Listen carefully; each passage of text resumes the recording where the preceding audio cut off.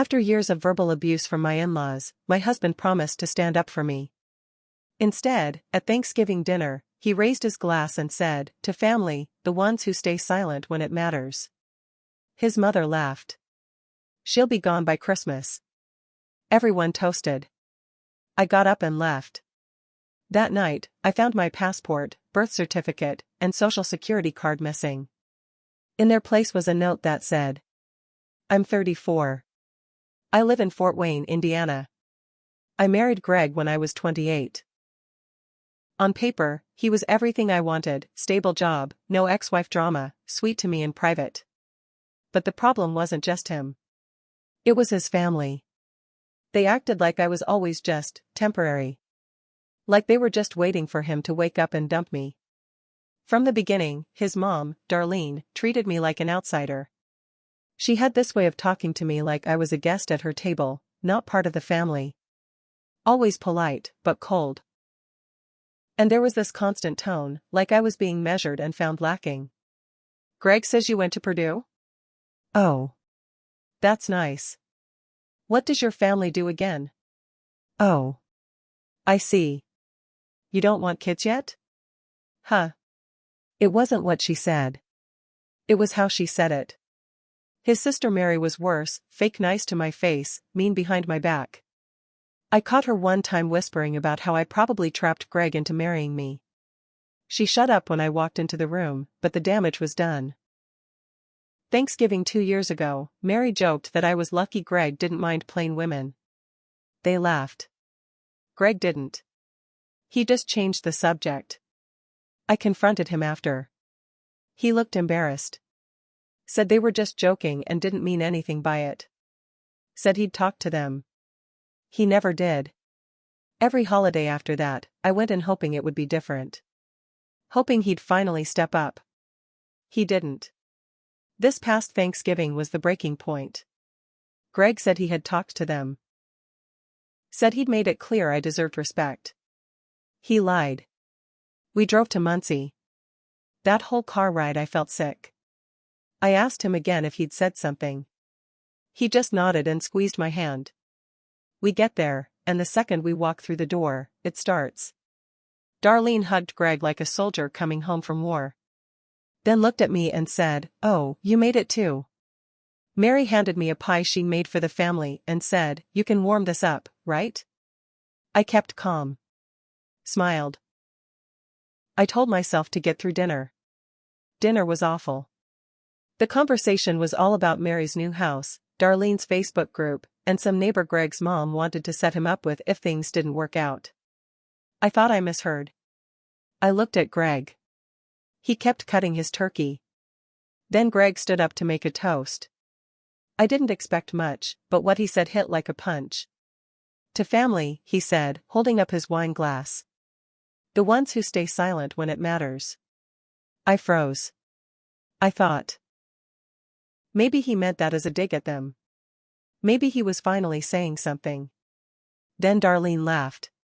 "She'll be gone by Christmas," she said. And she wasn't whispering. She was proud. And everyone raised their glasses. Including Greg. I just sat there for a second. Watching them clink glasses. Hearing them laugh. I stood up. Quietly. No tears. No yelling. I walked out the door. Took the car. Drove home alone. I ignored Greg's calls. I didn't care what he had to say. When I got home, I went straight to my office closet where I kept my important documents. A little lockbox, passport, social security card, birth certificate. Gone. In its place, a single note. Folded. No envelope. "You don't need these where you're going. Let's not make this harder than it has to be." Gee, I stared at that paper for so long I lost track of time. It hit me all at once. This wasn't just emotional abuse anymore. This was control. He took my documents. Maybe to trap me. Maybe to delay me from leaving. Maybe to prove something to his family. I don't know. But what I do know is this: they think I'm weak. They think I'll run. They think I'll cry and beg and disappear. What they don't know is that I have a second bank account Greg doesn't know about. I opened it 2 years ago, the day after that Easter brunch when Darlene told me I looked like I was in a beauty pageant and Mary asked me if I was putting on weight. I started saving.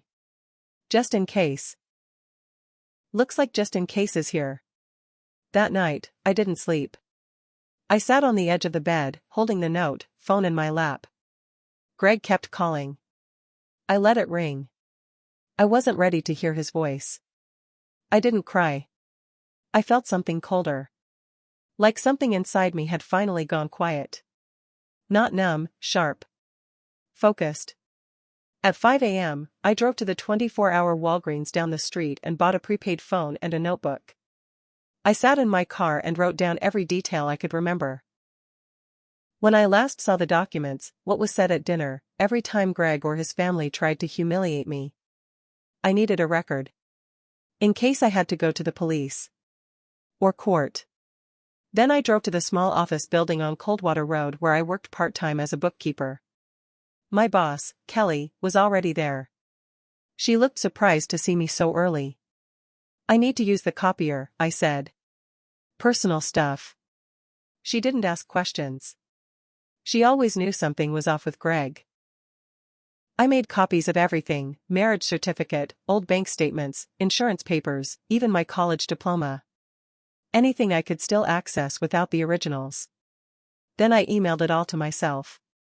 Backed it up on a thumb drive. Put it in my purse. Step 1, done. Step 2 was riskier. I went home. Greg's car wasn't in the driveway. I waited. At noon, he came in through the garage like nothing had happened. He looked surprised to see me. "You're here?" he asked. I didn't answer. He walked over, slow, like I was a wild animal that might bolt. "I left you a note," he said. "Yeah," I said. "I read it." He shrugged. "I just didn't want you doing anything crazy." "You were upset." "Where are my documents?" I asked. He looked at me like I was being unreasonable. "Safe," he said. "I just needed to make sure you weren't going to run off and blow up our marriage because of one bad dinner." "You planned it," I said. "Didn't you?" His face didn't change. That was the worst part. He didn't deny it. "You're not well," he said. "You've been paranoid for a while. You let them laugh at me." "You toasted it," I said, voice shaking now. "You let them humiliate me, and then you took away my ability to leave." He sat down at the kitchen island. Calm. Like this was a therapy session and not a hostage situation. "I'm trying to help you," he said. "You need stability. I don't think you're thinking clearly right now." I didn't say anything. I just walked into the bathroom and locked the door. I texted my brother, Ben. We hadn't talked much in the past year, mostly because Greg always said Ben was too negative and nosy. But Ben was solid. Grew up fixing cars with my dad before he passed. Me, I need help. Greg took my ID stuff. I can't leave. Can you come? Ben, on my way. 3 hours out. You okay? Me, no. But I will be. Greg knocked on the bathroom door a few times. Said I was overreacting. That I just needed to calm down. Said we could go to therapy again. But I knew what this was. This wasn't about therapy. This was about power. I stayed locked in until I heard him leave to go get lunch. I knew he wouldn't be gone long. I grabbed a duffel bag and started packing. I didn't take clothes. Just chargers, my backup drive, my prepaid phone, the copies, and every penny of cash I could find in the house. I hid it all in a box of Christmas decorations in the garage. When Greg got back, I was sitting on the couch like nothing had happened. I watched him eat a sandwich. I let him think I was calming down. At 4:41 p.m., Ben's truck pulled up. Greg looked out the window and froze. "What the hell is your brother doing here?" "I called him," I said. "To pick me up." He stood. "You're not going anywhere." Ben walked up to the front door, rang the bell once, then knocked hard 3 times. Greg didn't move. So I stood up, walked to the door, and opened it. "Time to go," Ben said. Greg stepped between us. "This is my house." Ben didn't flinch. "She's not your prisoner." They stared each other down. For a second, I thought it would come to blows. Then Greg stepped back. I grabbed the duffel from the garage. As we were walking out, Greg said something I'll never forget. "You're going to regret this. You just ruined everything." I didn't even turn around. Ben didn't ask questions until we were on the highway. Then he said, "What the hell is going on?" I told him everything. The documents. The toast. The missing folder. The note. Ben was quiet for a while. Then he said, "He stole your identity documents. That's not just controlling. That's criminal." I nodded. "But you're gonna get them back," he said. "And we're not stopping there." I looked out the window. And I smiled for the first time in a long time. Because now I had something Greg didn't know. I had evidence. Copies. Records. Texts. A list of every insult his family ever said in front of him that he ignored. I had time. And I had backup. He thought Thanksgiving was the end of my story. He had no idea it was just the start. Ben took me to his place in South Bend. It was a modest 2-bedroom duplex. Clean, quiet. No passive-aggressive sticky notes on the fridge. No surveillance disguised as concern. For the first time in years, I slept without fear. But I woke up the next day to 3 missed calls and a voicemail from an unknown number. I played the voicemail on speaker while sitting at Ben's kitchen table. "Hey, this is Officer Mathers with the Fort Wayne PD. We got a call from a Gregory Langston about a domestic dispute and concerns over mental health. If you could give us a call back, that'd be appreciated." I froze. Ben leaned forward. "He called the cops on you?" I played it again. Then I checked my email. He'd filed a police report. He claimed I was emotionally unstable, missing, and possibly a danger to myself. He told them I'd taken important family documents and left without medication. I've never been on meds. Never had a diagnosis. Never even been prescribed anti-anxiety pills. That was pure fiction. But I knew why he did it. He wanted to paint me as unstable. So if I ever tried to divorce him, tried to make this public, tried to sue, he'd have a record showing he was concerned and I was unwell. It was insurance. It was war. Ben was already making calls. He knew a lawyer, Sarah Fisher, a family attorney who helped him during his own ugly custody battle 3 years ago. We met with her that same afternoon. She read the note Greg left me. Looked at the police report. Saw the texts I'd kept, the screenshots, the years of verbal abuse from his family. Her face didn't move much. She was one of those people who go completely still when they're angry. "You need a restraining order," she said. "And you're going to file for emergency spousal support and a return of your personal documents."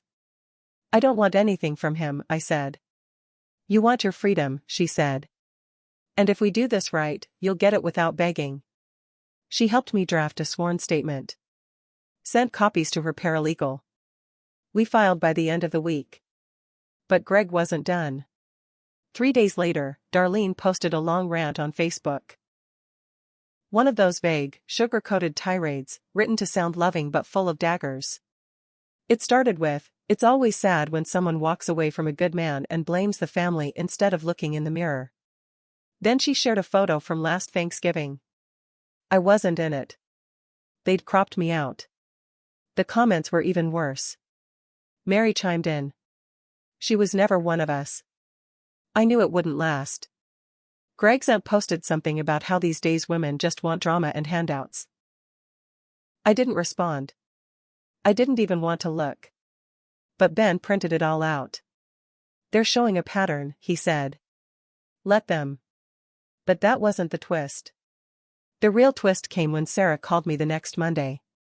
"I got a strange email," she said. "From Greg's lawyer. He's offering you a buyout. I blinked. A what? He says if you agree to an uncontested divorce, no spousal support, no claims to shared assets, Greg will return your documents and write a clarification letter to the police saying you were not a danger after all. I sat there, stunned. So that was it. He didn't want me to drag this out. He wanted it quiet. Clean. No public mess. He's scared, Sarah said. But I wasn't scared anymore. I was angry. I asked her to send back a reply. Tell him I'll think about it. Meanwhile, we'll be filing for temporary possession of the marital home. I didn't want that house. I didn't want anything in it. But I knew what mattered to Greg. Image. Control. Winning. So I was going to take away everything he thought made him untouchable. That night, I sat on Ben's porch with a hot cup of tea and stared out into the quiet street. And then I remembered something I hadn't thought about in years. 4 years ago, during a 4th of July cookout, Darlene had pulled me aside. She'd had a few drinks. Her voice was low, but her eyes were sharp. She said, if things ever go bad, just know, we clean our own messes.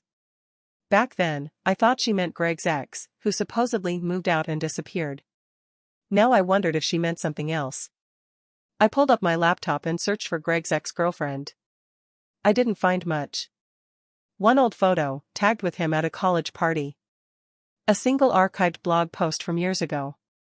Then nothing. No wedding. No new job. No address. No obituary. She had just vanished. I wrote down her name, Allison K. Merritt. And that night, I started making a new list. Because if this was war, I was going to win it on every front. I spent the next week digging into Allison Merritt. I called her old college. They wouldn't give me details, but I pretended I was a friend planning a reunion. They confirmed she'd dropped out midway through senior year. No forwarding info. No alumni record. Then I searched county records in Fort Wayne. Nothing under her name. It didn't make sense. Greg had mentioned her a few times early in our marriage. Said she was too emotional. Said she cheated, left in the middle of the night, stole from him. Back then, I believed him. Now? I wasn't so sure. So I called in a favor.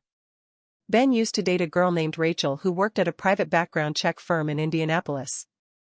She owed him something about bailing her out of a bad breakup years ago. She ran Allison's name through every state database. 2 days later, she called me back. Allison's alive, she said. Living under a different last name. Merritt was her middle name, not her surname. She legally changed it after a protective order in 2014. Against Gregory Langston. My blood ran cold. Greg had a restraining order filed against him. For harassment. Emotional abuse. Attempted identity fraud. The same patterns. Same tricks. Allison filed it right before she disappeared from Indiana records. She moved to Dayton, Ohio. Changed her name. Got a new life. Rachel said Allison still lived there. She offered to call her first, to make sure it was okay if I reached out. Allison agreed. I called her that night. She sounded tired. Like someone who'd built peace from the rubble of survival. Did he take your documents? She asked. Yes, I said. Did he isolate you from your family? Yes. Did his mom say she'd take care of everything if you just disappeared? My hand shook. Yes. She exhaled. He's been doing it for years. I just didn't know who the next woman would be. With Allison's permission, I forwarded her protective order to my lawyer, Sarah. She added it to our growing case file. That changed everything. We now had a pattern. A history. And then karma came knocking. The court granted us temporary possession of the house. Not because I wanted to live there. But because Greg lied to the police and withheld my documents, which gave me legal grounds to claim he made the residence unsafe. He tried to fight it. His lawyer argued I was unstable, said I had abandonment issues, said Greg was worried for my safety. Sarah dropped the bombshell in the courtroom. The judge read the prior restraining order out loud. Greg went pale. Sarah looked him right in the eyes and said, "This isn't concern. It's coercion. And it's a pattern." The judge ruled in our favor. Greg was ordered to return every single document, pay a fine for the false police report, and surrender access to the marital bank account until the divorce was final. But it didn't stop there. Because I made one more move. Darlene's Facebook post was full of nasty, public comments. We screenshotted them all. Added them to the psychological abuse claim. But I did something extra. I sent those screenshots, with commentary, to the administrator of her church's women's board, where she served as a mentor for young married couples. I attached Greg's court history. His mother's quotes. Her "she'll be gone by Christmas" toast.